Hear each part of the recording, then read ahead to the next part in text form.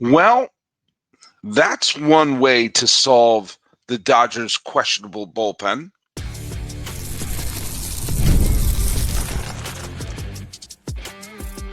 You are Locked On MLB, your daily MLB podcast. Part of the Locked On Podcast Network, your team every day.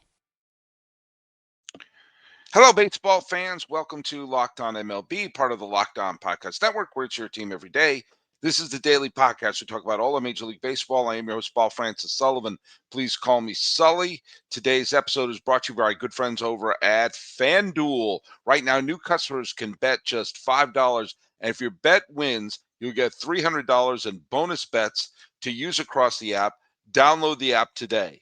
And if you went to FanDuel after Yamamoto let up a home run on the first pitch of the game, and you threw in a bet saying he's going to throw a complete game victory, I guarantee you would get those $300 at bonus bets because, oh boy. Follow us at Locked On MLB Pods on Twitter or whatever it's called these days, and on Instagram. I'm your pal Sully with Sully Baseball Podcast on Instagram. But the best way to get a hold of me is right here on the YouTube page. Leave a comment there and make sure you use that hashtag EverydaySully. It helps us keep track of all the stuff that's going on up there. All right. I mean, it's very simple to do Who Owns October when there's only one game that was played. And, Kiki, I gave it to Kiki Hernandez as the batter. I know that Teoscar Hernandez, who, by the way, is the highest Woo score this October, got the big game-tying home run. I know that Max Muncy got the home run that kind of put the game teetering, but Kiki Hernandez was just a big pain in the butt. He got on base 3 times. He got a double. He scored 2 of the runs. And, I just wonder, why can't the Red Sox get a player like Kiki Hernandez? Half Woos went to Jackson Chourio, who hit the leadoff home run. And Freddie Peralta, who gutted his way into the 6th. It looked like he was going to get out of the 6th with a 2-1, just a 1-run hole, but he let up that home run to Max Muncy. But obviously, the star of the game is Yoshinobu Yamamoto. And Yamamoto, worth every penny. Through the first, this is mind-boggling because the Dodgers have had so many great pitchers, and they've had one of the greatest pitchers in the history of the Dodgers, who's currently who's pitched in the postseason this year for LA. And no one in the Dodgers in the last 21 years has thrown a complete game victory in the postseason. I had to double check that. Because just besides Kershaw, they also had Greinke for a period of time. They've had a bunch of terrific pitchers. And the one who got the complete game victory back in 2004 was the late, great Jose Lima. And by the way, Jose Lima was he had a wonderful career, and he sadly died in 2010. He was only 37. He had some sort of cardiac issue that he died from. He died right down the street. He died in Pasadena and was taken to the hospital there. Lima was and he died only 4 years after his final game. Lima played for 13 years in the major leagues, had a couple of really, really good years. Most of the time, he was okay. He was an okay pitcher. He was an innings eater. A couple of years he threw, 200 innings and 190 innings here. He would get a pile of wins with sometimes a lousy ERA or a mediocre ERA, but he mainly pitched for Houston and Detroit, kind of bounced back and forth for Houston and Detroit. And he pitched 1 year with Los Angeles, and he was okay that year. He was an innings eater, but he wound up winning 13 games, and that was the year the Dodgers they were the NL West champions that year. They lost to St. Louis, but the only game they won was a complete game shutout by Jose Lima, and it was Lima time. And I'm just bringing this up because his name comes up. He was the last Dodger to throw a complete game victory in the postseason, and he was one of those people who just had such great enthusiasm, was having so much fun, and it was infectious. So I may rest in peace, and may there be more Jose Limas out there, innings eaters who are having a great, great time. But now let's go to Yamamoto. Going into the postseason, I was saying that the Dodgers' biggest problem obviously was their bullpen, and flipping Sasaki to the bullpen was a great move. I think using Sheehan out of the bullpen is smart. I said stay away from Blake Trinan, and if who was I forget who it was in the game. It was only yesterday who Trinan wound up getting the strikeout to end the game against Milwaukee. I'll look it up right now. It's going to drive me crazy. But Trinan, as usual, was wild and not very good as Terang. I'm sorry. I sometimes get Caleb Durbin and Bryce Terang mixed up in my head just because I'm getting older. And I know it's easy for me to say, but I was like, just let that pitch hit you. Let that pitch hit you. The game would have been tied. And he swung at ball four, and that may have been the best chance that Milwaukee had. Um, but Snell pitched 8 great innings yesterday, and the Dodger bullpen was shaky. And so hand the ball over to Yamamoto today, and the first pitch he throws is a home run to Jackson Chourio. And I remember I saw the home run, and full disclosure, um, I'm living in Los Angeles County. I'm going to the Dodger game on Friday, and it's more fun to be here when the Dodgers are doing well because I can talk baseball longer into the year.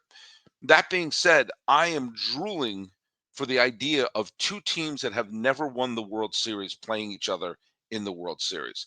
That hasn't happened. Two franchises who've never won a World Series, haven't met in the World Series since 1980. Although I do have to put a asterisk by that because I do count San Francisco versus Texas. The Giants had won World Series, but the San Francisco Giants had never won a World Series. So for San Francisco fans, that was their first ever title and a chance for Texas. And in 1980, it was the Phillies versus the Royals. Anyway, Milwaukee versus Seattle. The city of Milwaukee's had a World Series title. The Brewers have never won. That franchise versus the Seattle Mariners, plus the Brewers used to be the Seattle Pilots, so it'd be the Mariners versus the Pilots. There are all sorts of things would have made it unique, more so than another World Series championship or another title for the Dodgers. However, the Dodgers want to be the first back-to-back title winner since in the National League since the Big Red Machine, and the first one since the Joe Torre Yankees. I'm getting ahead of myself. So I was happy when Chourio hit the home run. I was like, oh, okay, because I also want this to be a good series. And said, all right, game one was a real exciting game. Let's have a game two. Let's have the Brewers counterpunch, and then we get to see the steamroll. And with Chourio homered, I was like, okay, here we go. Now, the Dodgers took two, scored 2 in the second. Okay, but it was still a tight game. And then they started pulling away. And the more they started pulling away, the more Yamamoto was just mowing them down. And he wasn't striking out everybody. He got 7 strikeouts. And he threw how many pitches? He threw 100 and I think 117 pitches. What was the final tally? I've not been really looking at the pitch count there, but yes, 111 pitches he threw. But the Brewers were clearly being over aggressive. They were swinging at so many first pitches and getting Yamamoto out of so many innings where if you threw fewer than 10 pitches. And by the end, when he had a little bit of wiggle room, yeah, I know that there was I forget who was warming up for LA in the bullpen. Was it I think it was Anthony Banda was warming up in the pen. It was either Anthony Banda or Alex Vesia. Which those two are a little bit right now the Dylan McDermott, Dalmut Mulrooney in my head because I like which one of the is it Banda or Vesia and they were warming up there. I think it was Banda. Either way, they said, well, let's let him pitch. Let's let him finish it. So the issue was the Dodger bullpen.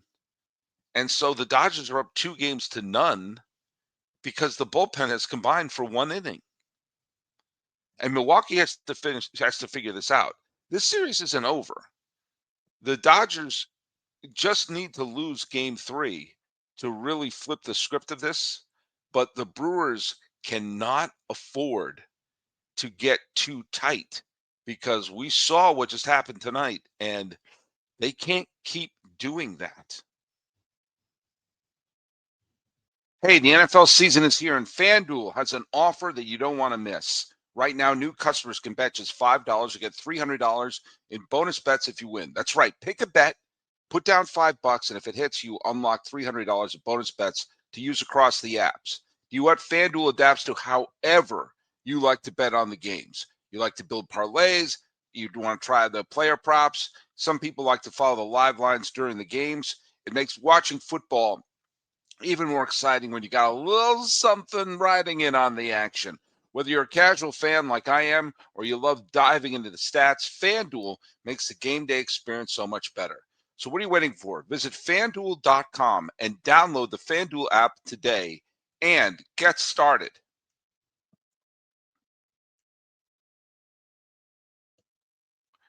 Glasnow is going to be the scheduled pitcher for the Los Angeles Dodgers in Game 3.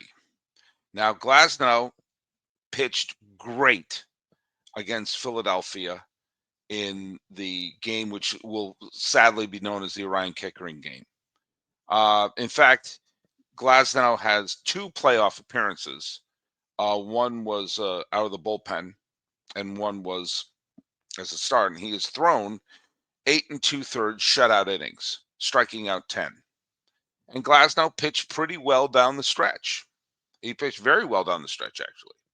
So Glasnow, who has had injury issues, is now back, and I'm sure he is like, I don't care if if the Dodgers win back to back. I don't care if anyone doesn't like that, because Glasnow was on the team in 2024 but was hurt. He didn't get to pitch in the World Series for LA. He pitched in the 2020 World Series that LA won, but he pitched for Tampa Bay. Both he and Blake Snell basically said, if you can't beat him, join him. So and right now, no pitcher has been announced for Milwaukee. Is it going to be a bullpen game that is starring Jacob Mizorowski? That's probably what they're going to wind up doing. And Mizorowski, the last game he pitched against Chicago, he pitched great. In fact, in the division series, he combined for 7 innings, 1 run, and he struck out 7 batters along the way. I'm guessing that's what they're going to do. I'm guessing Milwaukee is going to, have an opener, have Mizorowski throw 3 or 4 innings, and then turn back to the bullpen. The exact opposite of what we saw today, where Yamamoto decided to say, "Do you want to give me the ball?" And I want to just go back to the complete game for a second. Think about what that did. Think about what that did. Teams that constantly pull their pitchers, even those who were throwing great games, after 5 2/3 innings. The bullpen got the night off. The Dodgers bullpen is going to have basically they only pitched 1 inning since Keckering threw the ball away. So their bullpen is so rested and ready that if Glasnow has a mediocre game, they can turn to everybody. So we're going to see what happens here. But the Brewers need to work counts. The Brewers need to stop looking so tight. Yes, I know Snell and Yamamoto pitched great games, but you didn't help matters. They were just breezing through those later innings. It got to the point where I was actually thinking that Snell was going to come out to pitch the 9th inning of Game 1. I think they had already warmed up Sasaki, and they weren't going to press their luck. They probably should have. They were one knee avoidance from having it be a blown save. And just think about how the whole tenor of this series would be different if it was 1-1 instead of 2-0 going back to Los Angeles. I digress. The Brewers hitters who worked counts, did smart, used their bats intelligently throughout the Cubs series, especially the 3 home games, do not look like the same team right now. Now, there have been many, many instances of teams just looking dead from the neck up in games 1 and 2 suddenly having that off day and say, what the hell are we doing? But I really think a big, big, big, and did I mention big moment is going to be early in the game on Tuesday. Is it Tuesday? No, today's Tuesday. On Thursday. I knew it was a day that started with a T. The first game in LA. They have to work Tyler Glass now. They have to force him to throw some pitches to get into the bullpen. How many how many batters today were swinging at the first pitch? Even a couple of them were line drives, but it was still you let Yamamoto off the hook. You need to work counts. You need to foul off it. You need to maybe take a few pitches off the top so that you get into the Dodger bullpen. Now, yes, Sasaki and Sheehan have pitched pretty well out of the bullpen, but you saw there was vulnerability in Sasaki, and there might be vulnerability in Sheehan because these are not roles that they're necessarily used to. Either way, you saw how vulnerable the Dodger bullpen was down the stretch and how it almost cost them in game one. And you're not letting the pitchers work. It was really the first time, they lost game 3 to Chicago 4-3 in the division series. And I thought, well, it's tough to sweep a major league team. But I was really surprised in game 4 that they looked flat. They looked flat with a capital flat in that series in that fourth game, where it would turn out to be a 6-0 game. Again, their bats went dead in that. And Freddie Peralta, and was kind of surprised they started him that day when they could have had him throw game 5. Boyd and Palencia pitched the first 6 innings. And then, like today, it was Pomerantz and Keller and Thielbar all through like quick innings, not huge pitch counts. Only one base runner over the last 3 innings. And they kind of looked, and I kind of took that as like, well, I thought they looked a little flat, and I thought that the possibility would be that they would come out flat in game 5 against Chicago. But here's something that's a little bit disturbing. Since game 3, which I just chalk up to, it's it's a fluke. The Cubs won 4-3, and all right, so they didn't sweep them. Since then, they didn't score in game 4. They hit 3 solo homers in game 5. They got the 1 run off of Sasaki in the 9th inning, and then nothing. They got the 1 home run. So almost all their scoring has been on solo homers since game 3 of the division series. They have scored 3 runs. Oh no, they've scored 3. They've scored 5 runs total in their last 4 games. 5 runs in 4 games. And 4 of those 5 runs have been solo home runs. That's really troubling if you're a Brewers fan, that the Brewers are kind of becoming what the Yankees became. And I'm sorry, people who hate me bringing up the Yankees, but that's what the problem with the Yankees for a chunk of the season was. The only time they could score were on solo homers. That's what's happening to the Brewers. They have to figure out how to manufacture runs.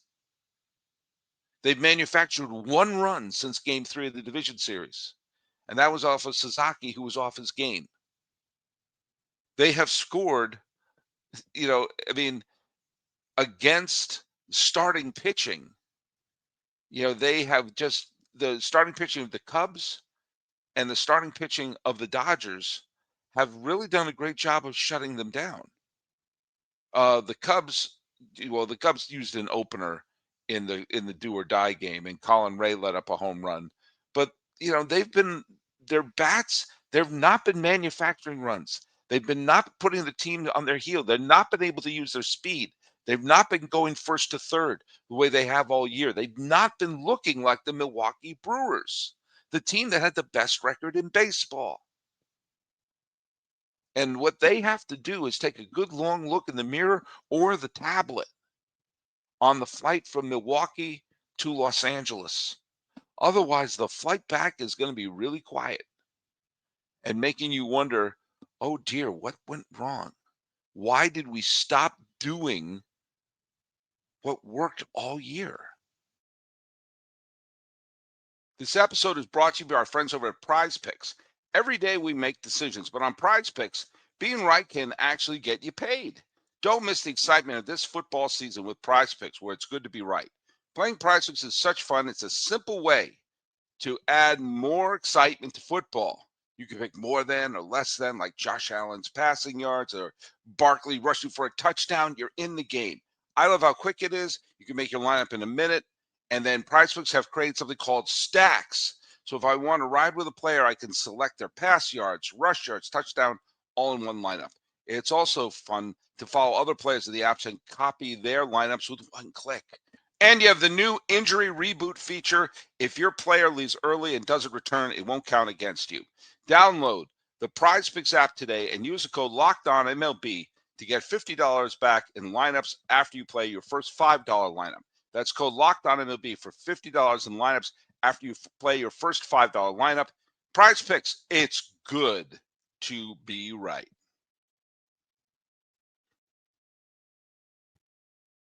A lot of things happen in baseball on the 14th day of October, including the Chris Chambliss home run, including Gene Tennis's 2 home runs in the 72 World Series, including the Go Crazy Folks home run by Ozzie Smith. And turn your heads, I'm going to mention Francisco Cabrera and the hit that just tore the heart out of Pirates fans everywhere. But most of you are going to be listening to this on October 15th, which is Wednesday. And a lot of big moments in baseball history, including the final appearance of Jackie Robinson. Jackie Robinson made his final public appearance just before Game 2 of the 1972 World Series, gave a wonderful speech and one that showed he was a fighter to the end, because his last words were criticizing baseball for not having a African-American manager. And he died less than a week later. But the couple other big moments happened on this day. And well, today was the day that the Cubs blew a 3-1 lead against the Florida Marlins in a game that would have clinched the National League pennant. Unfortunately, that's been called the Steve Bartman game. And it still makes me sick to my stomach that we know Steve Bartman's name. There were so many people who collapsed in that game, especially Alex Gonzalez, who blew a potential inning-ending double play. The fact that Dusty Baker let Mark Pryor in there too long, and Mike Mordecai cleared the bases with a double. No one ever remembers that. They remember some poor guy who did what everyone else was doing and didn't affect the score and didn't really affect the game. But what are you going to do? I hope that the Marlins have him on the payroll, quite frankly. But this is also the day, amongst many other things that happened on this day. This is the day that Kirk Gibson hit his famous home run off of Dennis Eckersley. And you talk about it. I mean, that game has been dissected, and we've talked about how the Dodgers were incredible underdogs to the A's. Yes, there was living in a world where the Dodgers were underdogs to the A's. The Dodgers were banged up. They were basically playing a split squad spring training lineup against one of the most deadly lineups in baseball, and with a superstar on the mound. And the Dodgers won that game and immediately took control of the series. And for a team like the Milwaukee Brewers, take a good look at that team. And take a good look at the team that Dave Roberts played on in 2004. We're down 0-3 to that team in New York and turned it around. That team, that Red Sox team, looked like, man, we're not playing the way we are. And they look dead from the neck up. And suddenly things can click. It takes one game to change the entire momentum of a series. Before that pitch, to Gibson, the A's were on the verge of winning. And I think everyone knew Hershiser was going to win his game, but the rest of it was a good joke. There was no way the A's were going to win that series. I mean, there was no way Los Angeles was going to win that series. But suddenly that game happened. You knew, hey, wait a minute. We have the advantage in game two because of Hershiser. You looked up and said, we could be up 2-0. And that's exactly what happened. And suddenly the A's were put back on their heels. And when Rivera blew saves in back-to-back games, although it's a little unfair to call him given the blame in game five, suddenly you saw the Yankees get back on their heels. Every time you see a team fall behind 2-0 and wind up winning the series, it's usually because one game sparked them. One moment, one big pitching performance, or one big home run, or one big defensive play stops them in their tracks. And when that happens, if it happens for Milwaukee, it could make things very different, as people are assuming now it's going to be a Mariners Los Angeles World Series. It may not be. And the same thing goes for Seattle, as everything's going right. Just takes one game to make that top, like that top spinning at the end of Inception. It's a more up-to-date reference. When it starts to wobble, it's usually one game that does it.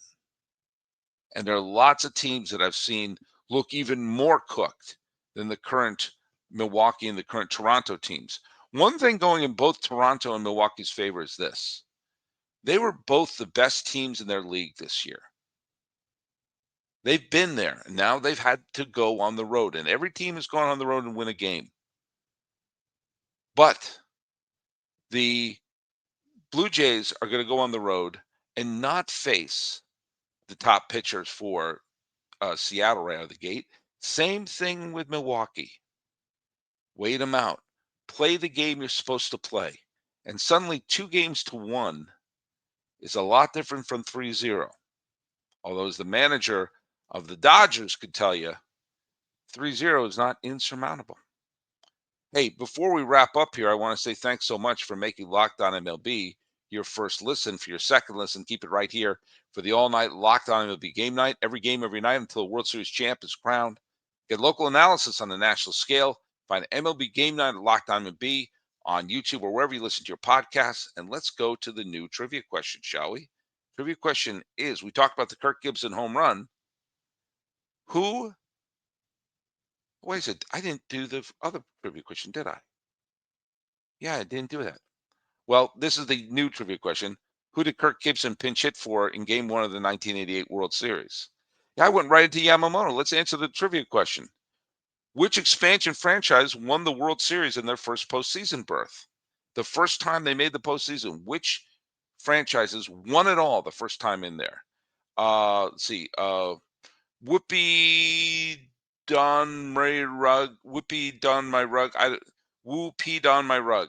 Okay, I don't know what even that means. I don't know what that means. They said the Snakes. Nope. First time they made the playoffs was 99, and Todd Pratt eliminated them. Anthony Hutfuls, 23-24. As a Cubs fan, my trivia answer is the FN 69 Mets. Yes, that's one of them. But Kortzel got it also as well. The two that did it, the 69 Mets and the 1997 Florida Marlins. Those were the two teams that won it all the first time they made the playoffs. And again, reminder, the new trivia question, who did Kirk Gibson pinch hit for in Game 1 of the 1988 World Series? He was a pinch hitter.